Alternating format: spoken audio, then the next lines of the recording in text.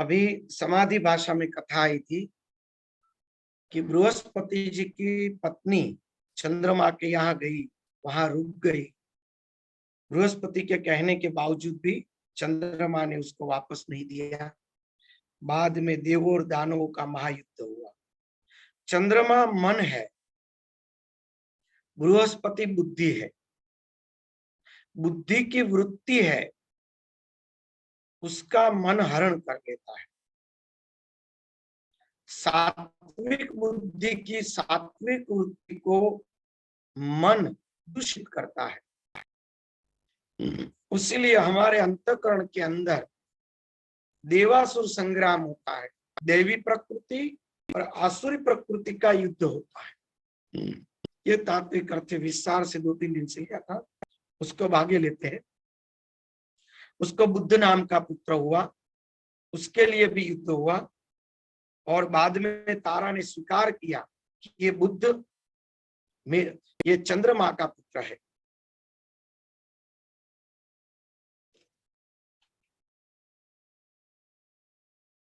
द्वादश अध्याय। सुत जी बोले, तदंतर इला के गर्भ से पुरुरवा ने जन्म लिया। इस प्रसंग में आप लोगों से कहता हूं, वे बुद्ध पुत्र पुरुरवा बड़े धर्मात्मा, यज्ञ करने वाले एवं दानशील थे। पुरुरवा बुद्ध का पुत्र था। उसका जन्म कैसे हुआ? बुद्ध के द्वारा। उसकी कथा आती है। सुद्युम्न नामक एक राजा थे। वे बड़े ही सत्यवादी और जितेंद्रिय थे। एक बार वे सैंधव घोड़े पर आरूढ़ होकर आखेट के लिए वन में थे। उनके साथ मंत्री थे। राजा कानों में कमनीय कुंडल पहनते थे। आजगव नाम का उसका धनुष्य था और बाणों से अद्भुत तर्कस धारण किया था। वन में भ्रमण करते हुए अनेक पशुओं की हिंसा करते करते वह राजा सुद्युम्न कुमार नामक एक वन के अंदर प्रविष्ट हो गए। कल यहां तक लिया था। कुमार नाम का वन जो शिव और पार्वती जी का रमण का वन था। वह दिव्य वन सुमेरु पर्वत के निचले भागों में था, जो सुंदर मंदार वृक्षों से सुशोभित था। मंदार यानी आंख का पेड़। आंख के पेड़ को संस्कृत में मंदार कहा जाता है। वहां अशोक वृक्ष की लताएं फैली हुई थी तथा मौल ऋषि की सुगंध से सुरभित कर रही थी। वह वन साल, ताड़, तमाल, चंपा, कटहल, आम, कदम और महुए के पेड़ों से सुशोभित था। जहां तहां माधवी लता मंडप के समान छाई हुई थी। उस वन में डामिल, नारियल, केल के वृक्ष भी सुशोभित थे और वन जूही, मालती, कुंद की पुस्तिक लताओं से चारों ओर से घिरा हुआ था। वहां हंस, बतख विचरण कर रहे थे।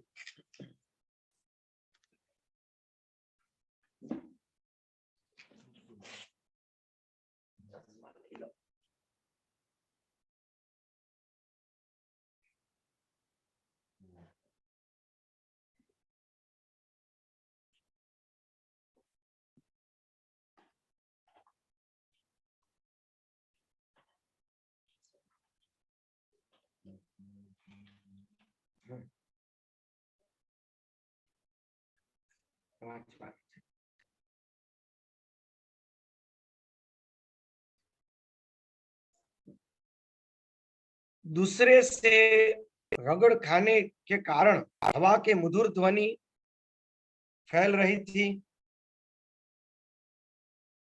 बांसों के एक दूसरे से रगड़ खाने से हवा के अंदर मधुर ध्वनि फैल रही थी। भमरों की मधुर गुंजार वन प्रांत को गुंजित कर रही थी। इस प्रकार वह वन सब प्रकार से सुखदायक था। कोयलों की ध्वनि से मंडित पुष्पों से युक्त वनों को देखकर अनुचरों के साथ राजा सुद्युम्न अत्यंत प्रसन्न हुए। राजा सुद्युम्न ने वहां प्रवेश किया और उसी क्षण वे स्त्री के रूप में परिणित हो गए। जैसे उस कुमार वन के अंदर प्रवेश किया, वह राजा पुरुष से स्त्री बन गया। उनका घोड़ा भी घोड़ी के रूप में हो गया, उससे वे राजा चिंता में पड़ गए। वे वन में सोचने लगे, यह क्या हो गया। चिंता से व्याकुल वे राजा सुद्युम्न बार बार सोचते हुए बहुत दुखी और लज्जित हुआ। अब मैं क्या करूं, स्थित्र भाव से युक्त मैं घर कैसे जाऊं, मैं अब कैसे राज्य का संचालन करूंगा। मैं इस प्रकार किसी से ठगा गया। ऋषिगण बोले कि हे लोग हर्षण सुत जी, आपने यह बड़ी आश्चर्यजनक बात कही। देवताओं के समान तेजस्वी राजा स्त्रीत्व को कैसे प्राप्त हो गए, इसका क्या कारण, उसे बताइए। उस रमणीय वन में राजा के कौन सा कार्य किया था, हे सुव्रत, आप विस्तार पूर्वक यह कथा कहिए। सुत जी ने कहा कि एक समय की बात है, सनकादिक ऋषि अपने तेज से दसों दिशाओं को प्रकाशित करते हुए भगवान शंकर के दर्शन के लिए यहाँ आए। उस समय महादेव भगवान पार्वती के साथ विहार कर रहे थे। इसी बीच उन सनकादिक ऋषियों को वहां देखकर पार्वती जी अत्यंत लज्जित हो गई। वे अति माननी पार्वती कांपती हुई लज्जित होकर अलग खड़ी हो गई।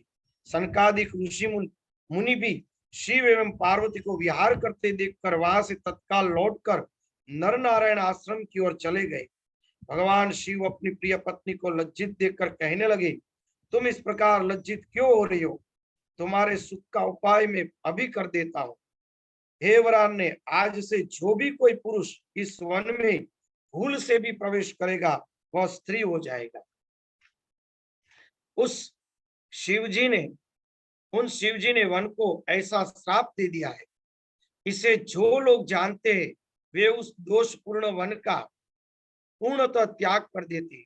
वे सुद्युम्न भी अज्ञानवश सचिवों के साथ उस वन में चला गया था, जिससे वे अपने सचिव आदि सहित स्त्री बन गए। इसमें शंकर का कोई कारण नहीं, शंका का कोई कारण नहीं। चिंताकुल होने के कारण राजा सुद्युम्न लज्जावश घर नहीं गए और वन देश में इधर उधर घूमते रहे। स्त्रीत्व को प्राप्त होने पर उन महात्मा का नाम इला पाड़ा गया, बाद में उसका नाम इला हुआ। इस प्रकार स्त्री रूप में घूमते हुए एक दिन चंद्रमा के युवा पुत्र बुद्ध के उनके साथ भेंट हुई। अनेक स्त्रियों के साथ भ्रमण करते हुए उस हाव भाव युक्त युवती को चंद्रमा के पुत्र भगवान बुद्ध उस पर मोहित हुए।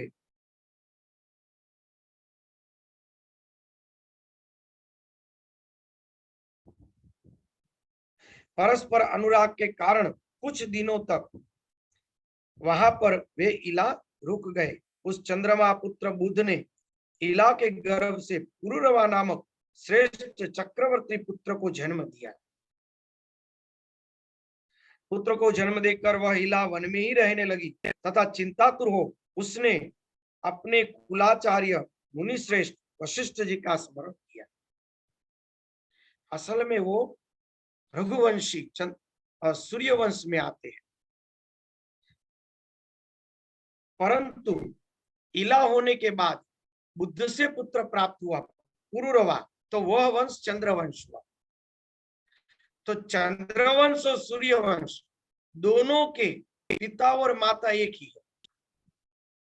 चंद्रवंश भी यहां से शुरू हुआ, सूर्यवंश भी यहीं से शुरू हुआ। इला के स्मरण करते ही वशिष्ठ जी वहां प्रकट हुए। सुद्युम्न की यह दशा देखकर उन्हें बड़ी दया आई। तब उन्होंने समस्त लोगों का कल्याण करने के लिए भगवान महादेव को प्रसन्न किया। वशिष्ठ जी पर प्रसन्न होकर भगवान शंकर ने उन्हें मनोभिलाषित वर प्रदान किया। वशिष्ठ जी ने प्रिय राजा सुद्युम्न के पुनः पुरुष होने के लिए प्रार्थना की। शिव जी ने अपना वचन सत्य करते हुए कहा कि हे ऋषि, आज से राजा सुद्युम्न 1 मास पुरुष और 1 मास स्त्री रहेगा।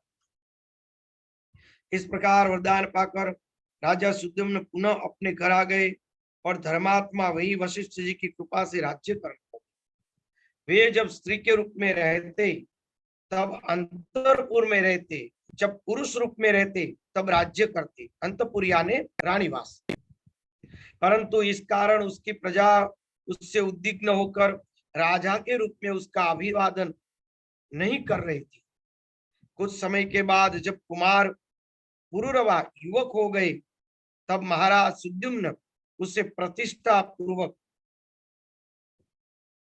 प्रतिष्ठानपुर का राज्य सौंपकर बाद में वो वन में चले गए।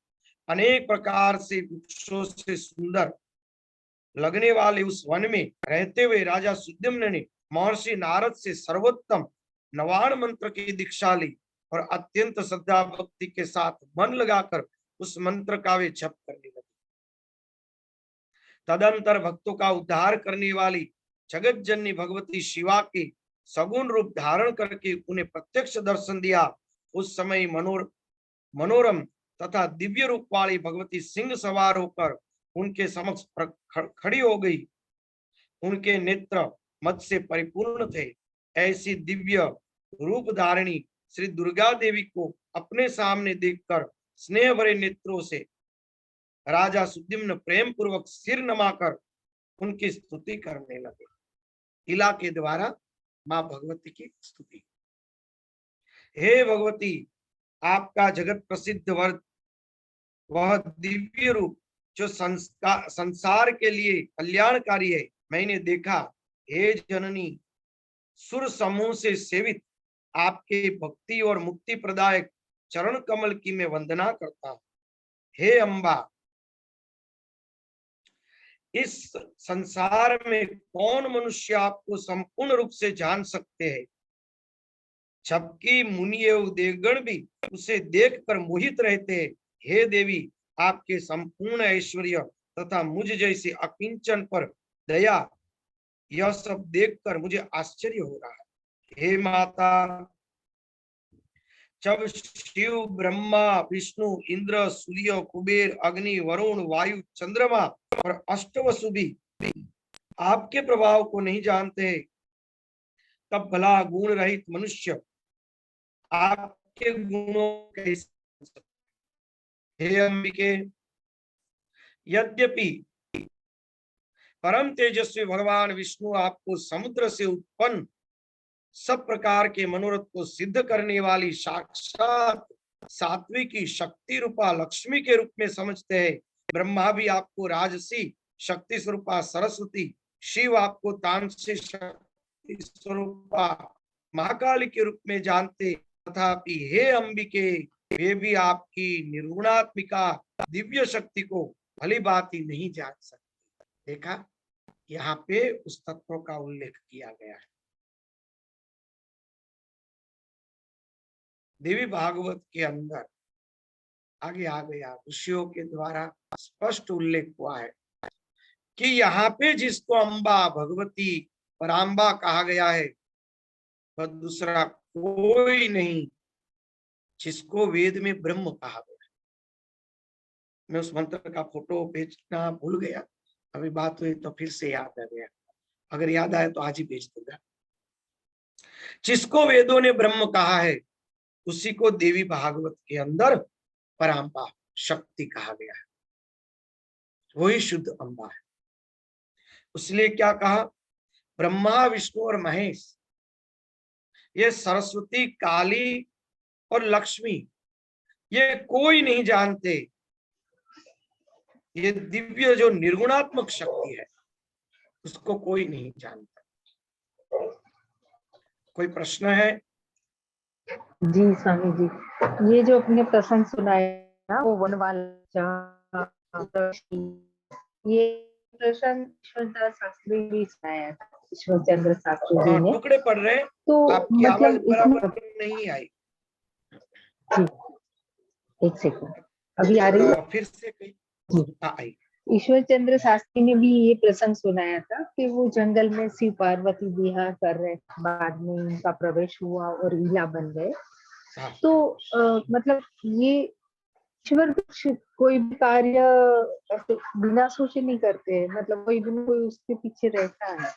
तो इसका मतलब भगवान ने इस तरह का श्राप क्यों दिया होगा? मुझे वो थोड़ा उस दिन भी सोच में थी, आज भी सोच रही हूँ। बराबर, राइट। भगवान शिव सर्व सिद्धियों सर्वशक्तियों के मूल ज्ञाता है, योग के मूल ज्ञाता है और तंत्र के भी मूल ज्ञाता है भगवान शिव। उन्हीं से सब प्रकार के 84 लाख प्रकार के योग प्रकट हुए भगवान शिव से।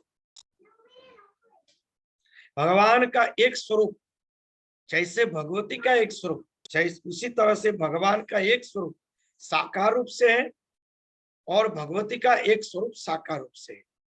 जो भगवती भी है भगवान भी है, वो दोनों का मूल तत्व वह ब्रह्म है, शुद्ध साक्षी है और साक्षी में से दृष्टा के रूप में ईश्वर अलग हुए। तो ये जो शिव है और शक्ति है वो दोनों दृष्टा के रूप में ईश्वर है। एक स्त्री रूप से प्रकट हुआ, एक तत्व पुरुष रूप से प्रकट हुआ। सृष्टि की रचना के लिए दोनों लीला कर रहा है, सृष्टि को आनंद देने के लिए, सृष्टि को ज्ञान देने के लिए और धर्म की स्थापना के लिए वह अपना स्वरूप प्रकट करके वो खुद करके दिखाते हैं दूसरों के लिए। तो उसमें जो एक सगुण स्वरूप है भगवान का, शिव और पार्वती, मूल तो दोनों एक ही है। जो पहले बात हो चुकी है वो ब्रह्म तत्व है, जो साक्षी है उसी में से दृष्टा प्रकट होता है। ये दोनों दृष्टा है, पार्वती भी दृष्टा है, शिव भी दृष्टा है। ईश्वर के रूप में दृष्टा प्रकट होता है और जीव के रूप में अज्ञान द्वारा दृष्टा प्रकट होता है। ईश्वर के रूप में जब वो दृष्टा प्रकट होता है तो वह सृष्टि के अनेक कार्य के लिए अलग अलग प्रकार की अनेक लीलाएं, वो लीलाएं कैसी होती है शास्त्रों में उसका वर्णन है कि एक छोटे 4 पैर से चलने वाले अबूझ बालक जैसी चेष्टा होती। ईश्वर की चेष्टा छल कपट वाली नहीं होती, वह एक बालक जैसी निर्दोष और दिव्य चेष्टा करते हैं। वो चेष्टा एकदम दिव्य और निर्दोष होती है। जैसे एक बालक, छोटा सा बालक, अबूझ बालक को 4 पैर से भी चलता हो, 3, 4, 6 महीने के अंदर का, तो उसके सामने बड़ा आईना रखा जाए तो चलते चलते आईने के पास आएगा, वो सामने दूसरा बच्चा है ऐसा मान के खेलेगा अपने बिंब के साथ। उतनी निर्दोषता से ये जो ईश्वरीय रूपी दृष्टा है वह इतनी निर्दोषता से वह खेलते हैं सृष्टि के अंदर निर्दोष भाव से। इसलिए ये सृष्टि उसके लिए बाध्य नहीं है, बंधन करता नहीं है। ये सृष्टि उसको बंधन नहीं होती है, वह सृष्टि हम सबको बंधन रूप होती है। जिस प्रकार से एक बालक स्वाभाविक चेष्टा करता है, जैसे कि माँ की गोदी के अंदर माँ की छाती के ऊपर पैर मारता है तो माँ को लात मारने का उसको पाप नहीं लगता है। कभी काट लेता है, कभी गले में हार पहना है तो माँ का हार जोर से खींच लेगा, गला दब जाएगा तो माँ उसके हाथों से छुड़वा देगी, तो उसको माँ का गला घुटने का पाप नहीं लगता है। एक निर्दोष चेष्टा है। उसी प्रकार से शिव और पार्वती एक निर्दोष तत्व है। परमात्मा से जो ईश्वरीय तत्व उत्पन्न होता है वह एक निर्दोष होता है। वह एक दिव्य लीला, निर्दोष लीला कर रहे होते। उस निर्दोष लीला के अंदर धर्म की मर्यादा के लिए, क्योंकि पार्वती जी अपनी मर्यादा का उल्लंघन न हो, कोई पुरुष उसके अंदर प्रवेश न हो जाए, इसलिए भगवान योग के अधिष्ठाता, उन्होंने उतना जो वन था जहां पे भगवान को पार्वती जी के साथ स्वच्छंद विहार करना था, पत्नी के रूप में उसको स्वीकार करके, तो उस समय कोई अलग पुरुष अंदर के प्रवेश न हो जाए, ताकि माँ के वस्त्र, माँ के कोई ऐसी मर्यादा का उल्लंघन हो रहा हो और उस समय वह पुरुष वहां प्रवेश न कर सके। इसीलिए भगवान ने ऐसा वहां पे श्राप रखा। श्राप यानी ऐसे लीला की कि उस वन में जो प्रवेशेगा वह स्त्री हो जाएगी। उसका कारण ये है, भगवान शिव और पार्वती निर्मल तत्व है।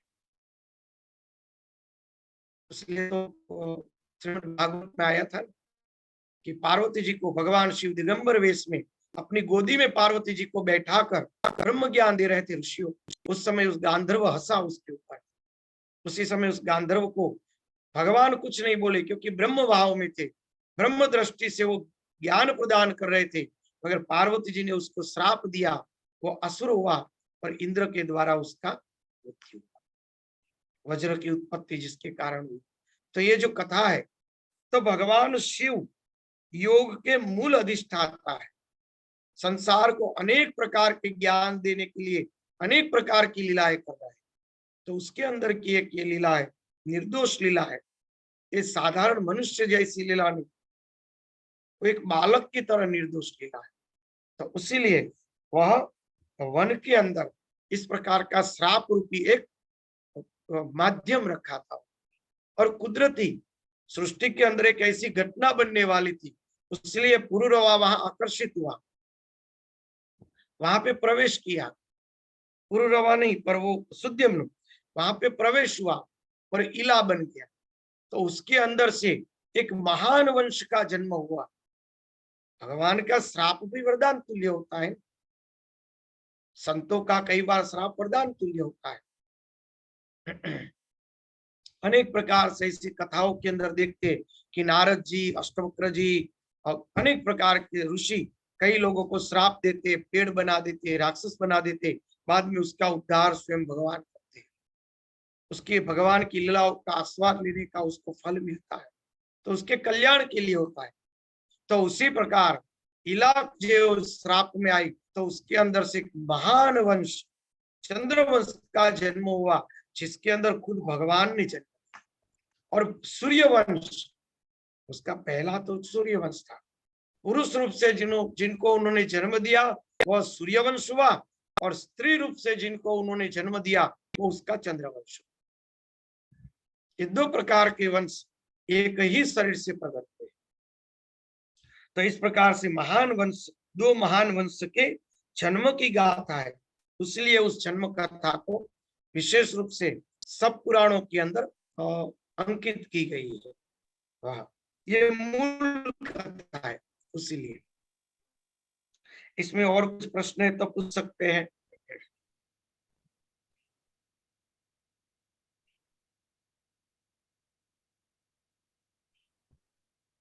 स्वामी जी, आपने बीच में कहा चलो, भगवान शिव से ही 84 लाख प्रकार के प्रकट हुए हैं, क्या प्रकट हाँ, हुए? अब 84 लाख के योग प्रकट हुए। भगवान शिव ने 84 लाख योग प्रकट किए। जितनी योनि है उतने योग है। किस प्रकार से वह अपने आत्म तत्व को प्राप्त कर सकता है, उसको योग कहा जाता है, आसन को नहीं। कई लोग उसका अर्थ करते हैं आसन, 84 लाख आसन है। 84 लाख आसन नहीं है, 84 लाख योग प्रकट किए हैं शिव जी ने। जितनी भी योनि है, सब योनि में वह अपने आत्मभाव को प्राप्त कर सकता है। तो कैसे प्राप्त कर सकता है, वह विधि भगवान शिव की देन, सब प्रकार की विधि से। इसलिए तो कापालिक आदि धर्म भी सब भगवान शिव में से ही प्रकट हुए कहते हैं। सब प्रकार के धर्म के मूल ज्ञाता भगवान शिव है। आप वैष्णव संप्रदाय में भी देखो, तो वैष्णव संप्रदाय में आदि गुरु के स्वरूप से कुल वल्लभाचार्य जी को भी शिव जी को ही स्थापित करना, क्योंकि वहीं से ही योग प्रकट होते हैं। भगवान शिव ही भक्ति के दाता है, भगवान शिव ही मार्ग खोलते जीव को आत्म तत्व के अंदर विलीन होने के लिए। चलो आगे लेते हैं।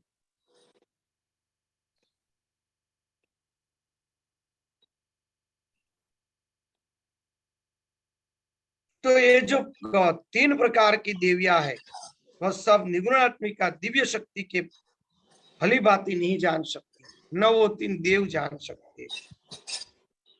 इसीलिए मैंने कहा था ना, आप जब तंत्र के अंदर जाए तो तंत्र के अंदर तो मुख्य जो प्रधान श्री विद्या है वह त्रिपुरा सुंदरी, उसका स्थान क्या है?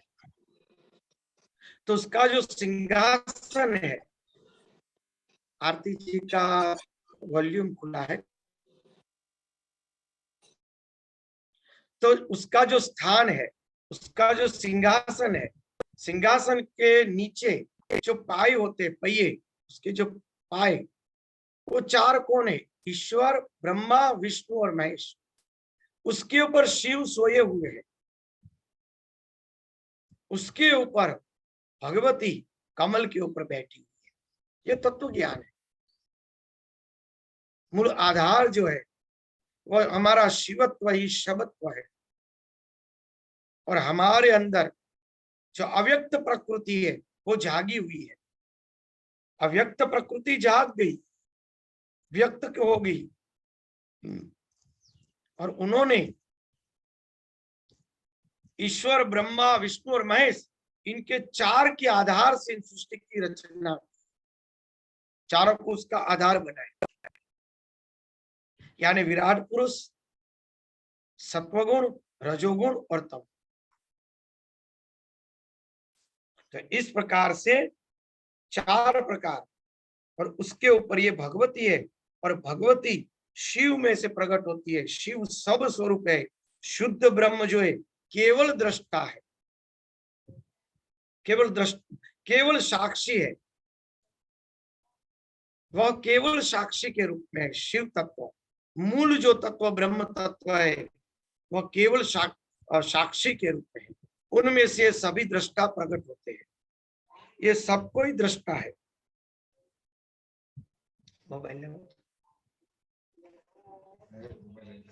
हे भवानी, कहा तो अत्यंत अद्भुत, और कहा मुझ पर अमित महिमाशाली तथा अमोघ प्रभावशाली।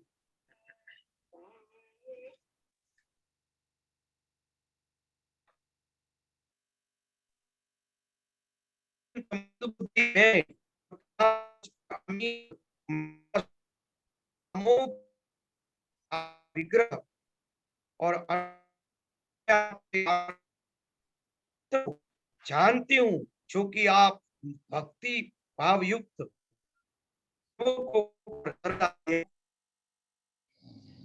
यद्यपि में आप कमला में वास करने वाली कमला होकर आपने भगवान विष्णु को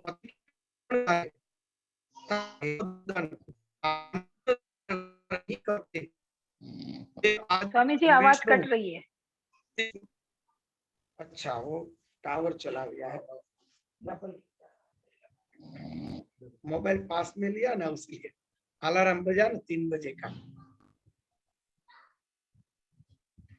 यद्यपि कमल वन में वास करने वाली कमला होकर आपने भगवान विष्णु को पति के रूप में वर्ण किया है, तथापि वे मधुसूदन आनंददायक व्यवहार नहीं करते। वे आदि पुरुष विष्णु आदि शक्ति स्वरूप आपके पवित्र हाथों से आपका पाद संवाहन कराकर आपके चरणों को शुभ तथा पवित्र करते हैं। अपने चरणों को शुभ तथा पवित्र करते हैं। एक अलंकारिक रूप से कहा है कि महालक्ष्मी जो है वह असल में तो कमला वन में रहने वाली है, परंतु वह तो विष्णु भगवान उसके पास अपनी चरण सेवा करा रहे हैं। तो चरण सेवा क्यों करा रहे? क्योंकि भगवान विष्णु अपने चरण को पवित्र बनाने के लिए, ताकि उस चरण के द्वारा वह भक्तों का उद्धार कर सके। एक अलंकारिक भाषा में कहा, विष्णु और लक्ष्मी दो है ही नहीं, दोनों एक ही है, दो जैसा वहां है ही नहीं। जो तत्व ज्ञान अनेक बार हम लोगों का हो चुका है, इसलिए उसका कोई विस्तार की जरूरत नहीं। वे पुराण पुरुष भगवान विष्णु भी प्रसन्न होकर आपके चरणों का आघात वैसे ही चाहते जैसे अशोक वृक्ष अपनी वृद्धि के लिए। हे सुंदर चरित्र वाली देवी, आप विष्णु के विशाल शांत एवं भूषणों से विभूषित वक्षस्थल रूपी सैया पर सर्वदा निवास करती है। उस समय ऐसा जान पड़ता है मानो सुंदर श्याम मेघ में बिजली चमक रही। तब वे जगदीश्वर होते हुए भी क्या आपके वाहन नहीं बन जाते? शब्द समझने जैसा है। भगवान विष्णु के हृदय में लक्ष्मी जी का वास, उसका अलंकारिक शब्द कहा गया। तो उसके अंदर शब्द क्या कहा? कि जगदीश्वर होते हुए भी क्या आपके वाहन नहीं बन जाते? वाहन तंत्र के अंदर भगवती को पंच प्रेतारूढ़ा, 5 प्रकार के प्रेतों के ऊपर आरोप। ब्रह्मा विष्णु महेश प्रेत है, अगर उसमें से शक्ति को निकाल दिया तो प्रेत है। भगवान विष्णु को शक्ति ने आवृत्त कर लिया था, सुषुप्ति में चले गए, ब्रह्मा जी की स्तुति के बाद भी नहीं जाग सके। वो कौन है? अगर वो शक्ति विष्णु में से निकल गई तो वह प्रेत है। इसीलिए पराम्बा का एक नाम है प्रेतारूढ़ा, प्रेत के ऊपर आरोप। सभी भी प्रेत है, ब्रह्मा विष्णु महेश भी प्रेत। अगर शक्ति वहां से निकल जाए तो वह प्रेत हो जाता है। बिना शक्ति के शरीर को प्रेत कहा जाए।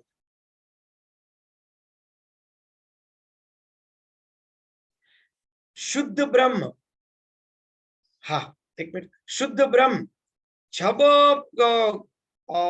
माया का आश्रय लेता है तो ईश्वर बनता है, और शुद्ध ब्रह्म जब अविद्या का आश्रय लेता है तो जीव बनता है।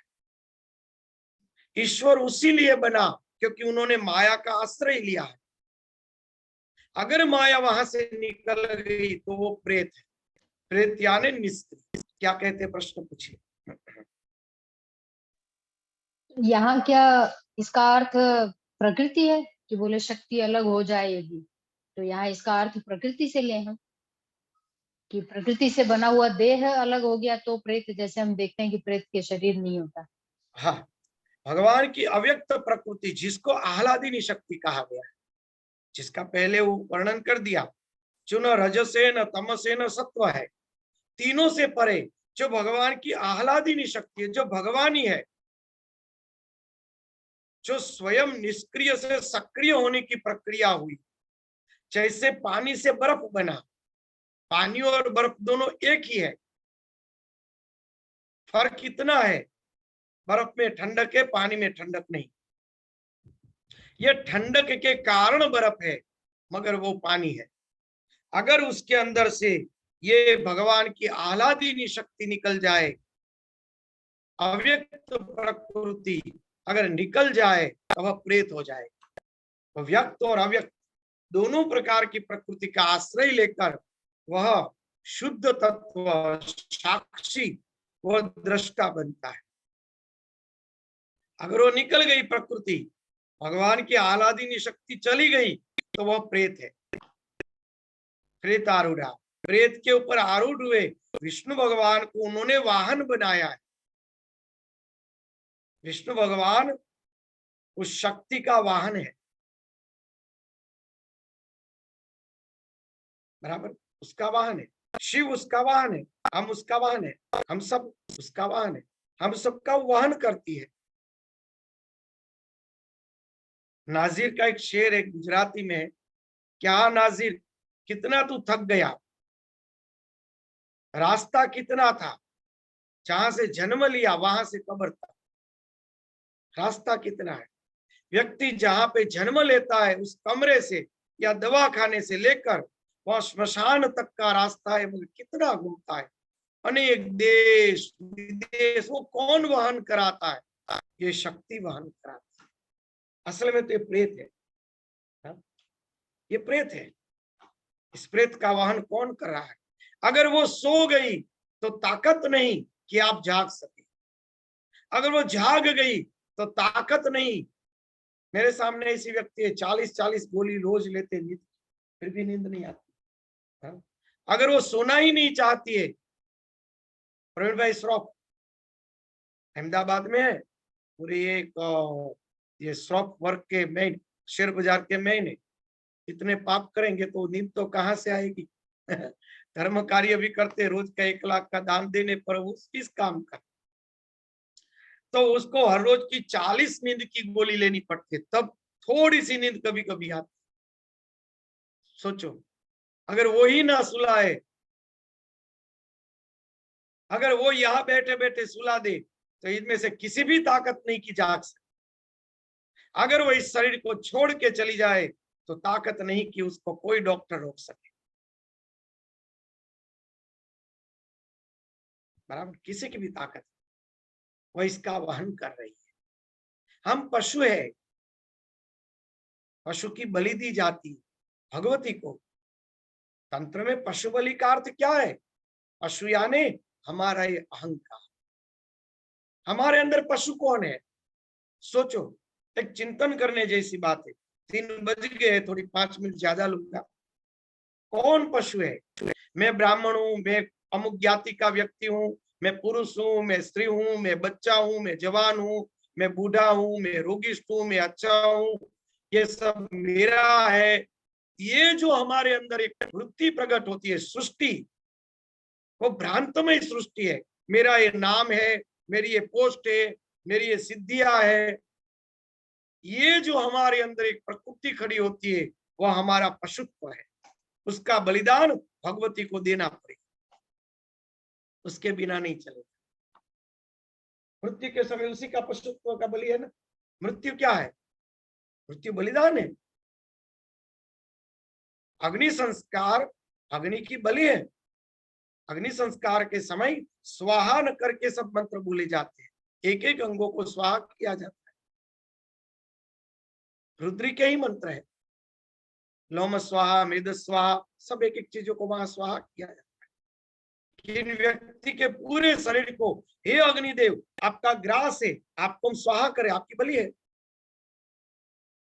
दिया जाता है।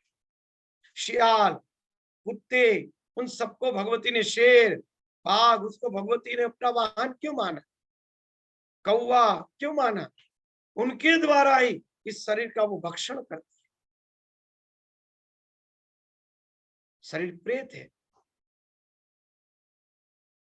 जीव की कौन बलि लेता है? वो भगवती सब जीवों की बलि ले रही। हमारा जो व्यक्तित्व है वो पशुत्व है। क्या जन्मे थे तो नाम लेकर आए थे? क्या जन्मे थे तब ज्ञाति पता थी? क्या जन्मे थे तब स्त्री या पुरुष जैसी कोई बात पता थी? जन्मे थे तब युवानी क्या होती है, बुढ़ापा क्या होता है, कुछ भी पता नहीं था। वो तो बाद में सिखाया गया और उसको अपना मान लिया गया।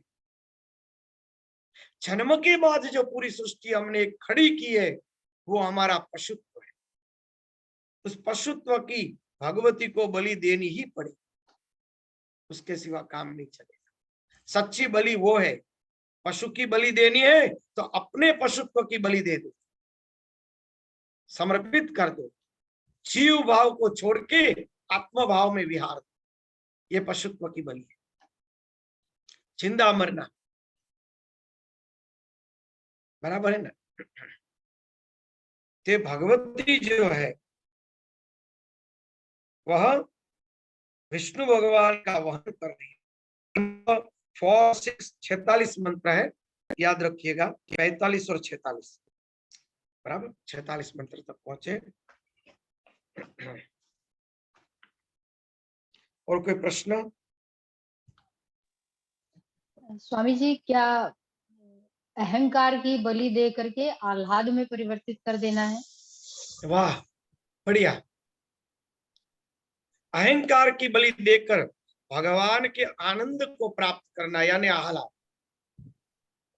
आह्लाद वो हमारा मूल रूप है, सच्चिदानंद स्वरूप। वो सच्चिदानंद जो है वो भगवती का मूल स्वरूप गुण है। शुद्ध साक्षी के अंदर न सत है, न चित है, न आनंद है।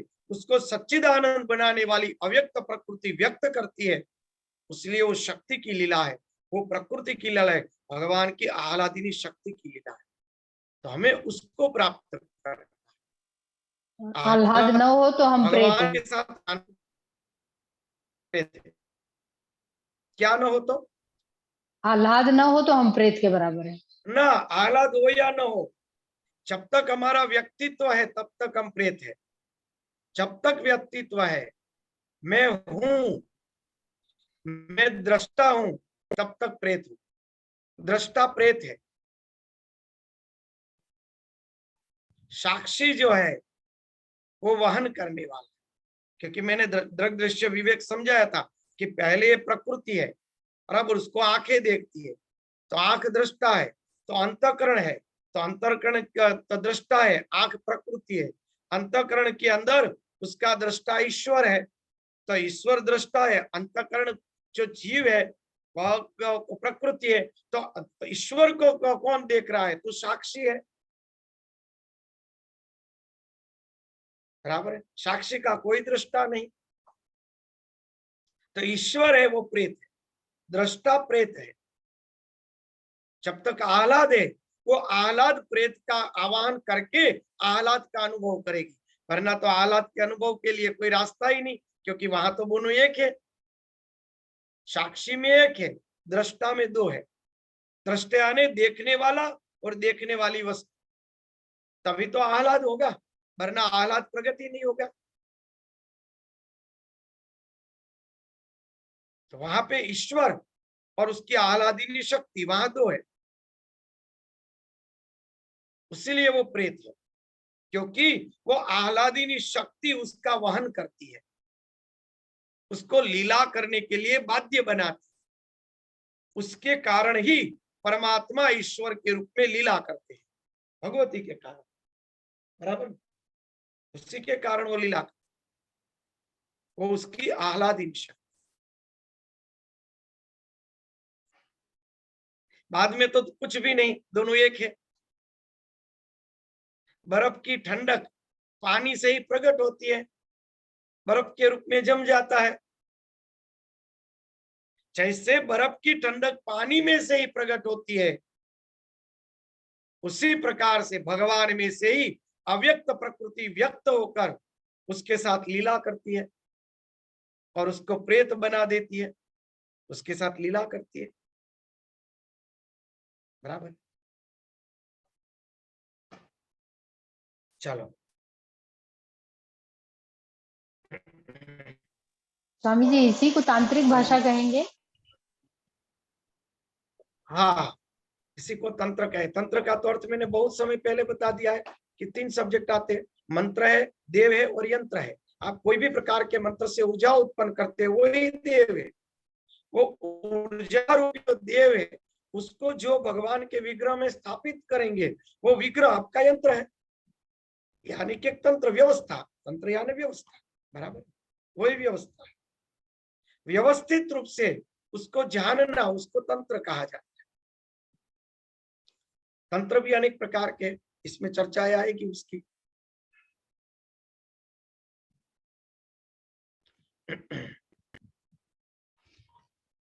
चलो, हरिओम।